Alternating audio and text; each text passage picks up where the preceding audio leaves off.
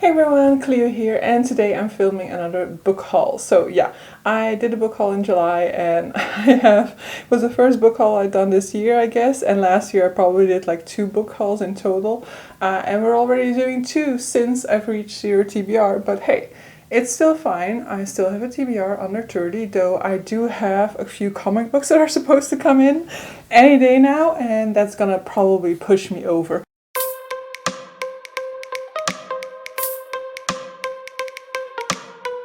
But so, if I look extremely sweaty, then that is absolutely correct because it is way too hot out here and I'm very much looking forward to closing those blinds again. The atmospheric light also comes from the fact that the blinds are more or less fully shut at the moment. I just put them up a little bit so that I can have some light for filming. But so, today I have a book haul for you guys of some 10 books I think, plus some library books as well. I will immediately tell you guys that I don't actually think I'm gonna get around to the library books. I mean, one, yes, but I also got 2 others that one was intentional and the other one was just because it was there and it's a new release and I'm interested in it, but it's also humongous and I don't know when I'll have the time for it. But so I'm going to start with the library books and I'm going to start with the one that I'm actually going to be reading this month. So it is on my TBR and I got it from the library in order to read it this month, and that is Project Hail Mary by Andy Weir, which is a sci-fi novel in which our protagonist wakes up in space,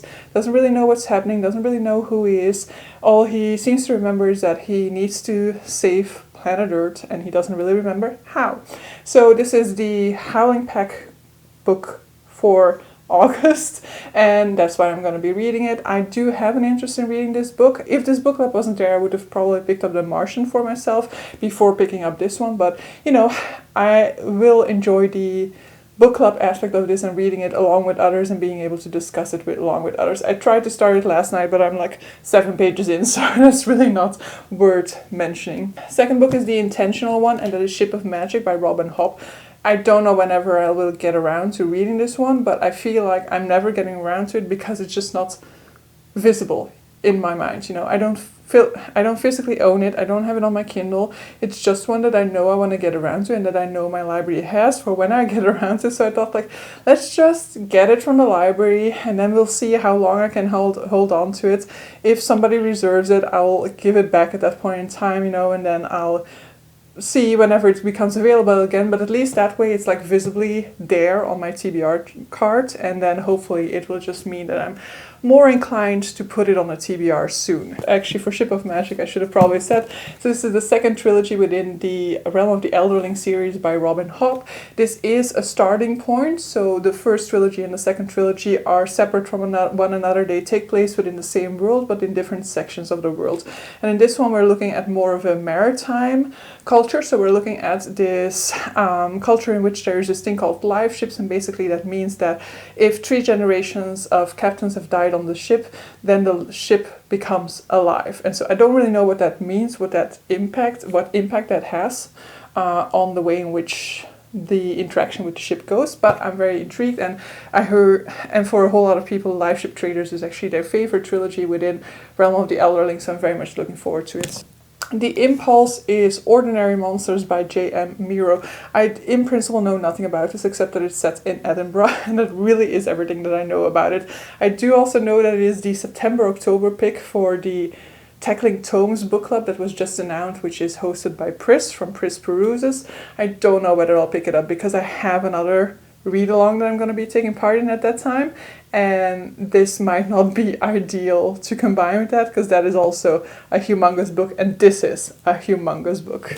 Moving into my own purchases, so I'm going to try and do this somewhat in order, but I really don't remember the order anymore, but I definitely know that this is the first one, and that is Those Above by Daniel Polansky. This is the first one in a duology called The Empty Throne. This is a book that I picked up because ever since reading his Seventh Perfection, I think the name is, which is a novella, a standalone novella by him. I've really been intrigued to read more of his work. This is a duology, and I believe it is about sort of like a rebellion. Basically, you have those above and those below, and I don't know, decades ago or something, there was a rebellion that was severely quashed, and so now they're gonna try again, I think. I really don't remember too much about the plot from having read it like 2 years ago or so, but I really enjoyed his other work so much, and that was also structurally very interesting. I don't know whether he will play with structure within this one, but in any case, I wanted to try out more by this author. Next up, we have another one that I actually don't know too much about, but that is intentional, and that is The Imagination Chamber by Philip Pullman. So this is sort of like stories within the universe of his Dark Materials, but as you will see, it's kind of like there's almost nothing on a page, and so I don't really know what the deal is with that. I'm going to assume that you really fully understand this concept once you are diving into it. I do need to kind of look into when you're supposed to read this, but in September to November, right, I'm going to be rereading his Dark Materials, and so I also want to read all of these sort of like novellas and things like that surrounding it, so I do also need to pick up the other novellas in his Dark Materials before that. Then I think the next thing that arrived is my first ever Fairy Loot book. So I had signed up for the waiting list for Fairy Loot and for Illumicrate in order to hopefully get off of the waiting list at the time in which Babel by R.F. Kuang was going to be the book. And so I'm lucky enough to have gotten off of both wait lists in time to get that book. So now I'm going to get 2 copies of Babel in August. But I got off of the Fairy Loot one month early, so I got off of it in July. So I needed to, order the July book if I wanted to get the Babel book, because otherwise I needed to get off of the waitlist and get onto the waitlist again. But I don't actually think I'm annoyed at that, because I think this book might work really well for me. It's probably not worth the value of this specific edition, but still, I could have been worse off, and that is The Undertaking of Heart and Mercy by Megan Bannon. First off, gorgeous sprayed edges on this copy, and it also has a beautiful, stunning foiled cover. So it is a gorgeous edition, definitely very happy with the edition of this particular book. It is also signed. Let me find the signed page. So it is also signed by the author. So this, I assume, is kind of like fantasy, romance, enemies to lovers. It also tackles with sort of like undead, as you can see from the bones and stuff like that. I'm expecting it to be kind of like have similar vibes to, what was the name of that book? Last year there was kind of like a witchy romance book that I'll hopefully have on the screen now. And I really thought that was a fun ride, so I'm expecting the same for The Undertaking of Heart and Mercy. We're starting this stage where I'm dripping in sweat, so I need to get this video out there today, so this is the only reason why I'm filming now, but I am very much looking forward to the moment in which I can leave this room and go and sit in front of my fan. So next up, I think we're more or less to this stage. So a book that I'm currently reading, which is A Song for Arbonne by Guy Gabriel Kay. So I'm reading this for August in Arbonne, which is a read-along hosted by Kirsten from Kirsten's Fully Booked. And so we are reading this book throughout the month of August. This is an ideal book to kind of spread throughout the month because it's divided into 4 seasons. This is historical fantasy. It is very light on fantasy. It's basically historical fantasy because it's a historical novel set in a fantastical version of medieval France, and so it's very much focusing on troubadour culture. And so we're looking at these 2 countries, basically. We're looking at these 2 opposing kingdoms, and we have a kingdom that's more like our stereotypical view of what a medieval kingdom is like, and then we have a kingdom in which women are much more empowered because of the existence of troubadour culture and the veneration of women through the troubadour culture. And so we kind of see the clash between those 2. I'm very much enjoying it so far. I'm really much enjoying the writing style to this, and there are a few characters that I've like instantly fallen in love with through this read.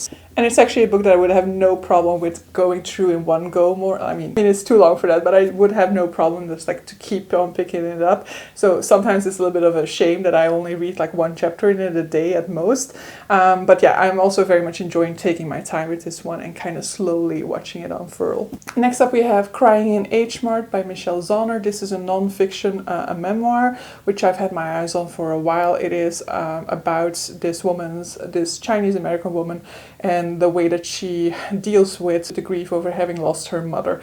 I've heard really great things about this one, and so I've been meaning to pick it up ever since it was first released, probably 2 years ago already. Then one of my most anticipated releases, and I don't know when I'm gonna get around to this one, but maybe I should just like, probably not in August, but just like start on it in September, because it is a collection of short stories, and that is Life Ceremony by Sayaka Murata. So Sayaka Murata is an author by author for me. I have absolutely adored the 2 books by her that I've read, the 2 books that have been translated, and so we have gotten a new one, Life Ceremony. It is a collection of short stories, which usually isn't my thing, so we'll have to see how I gel with this one in particular, but hey, I just want more Sayaka Murata, so I'll take it in any form that it comes in. Sayaka Murata is a Japanese author. I've heard through the grapevine that she's actually autistic, and definitely the character within Convenience Store Woman is said to be autistic coded. And, you know, her books are very much often about, you know, breaking the mold of society, doing things your own way, taking a life path that isn't the life path that society kind of steers us towards. So I'm hoping that some of these short stories will also go into that. Next up we have The Island of Missing Trees by Alif Shafak. So this is historical fiction. I have absolutely adored Alif Shafak's The Bastard of Istanbul last year. It was one of my top 5 best books of the years, and when this one was released last year as well, I immediately wanted to pick it up, but because of the Zero TBR project I kept myself from it, and so I am very eager to get to this one soon. This is a historical novel that tackles the history of Cyprus, and one of the perspectives from which we are reading is the perspective of a fig tree.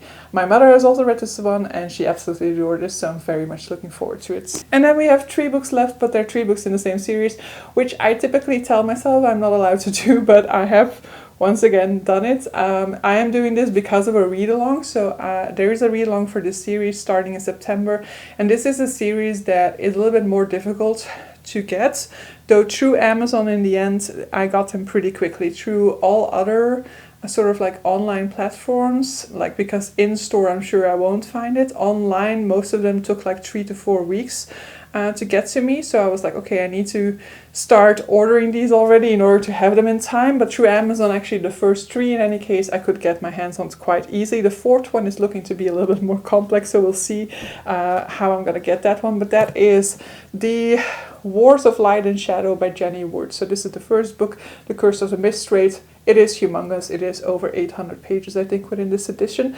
And I don't know anything about it. I just know that it's by Jenny Wood, and it is actually still currently ongoing, I think. I think it's currently 10 books strong, but it's supposed to be another book.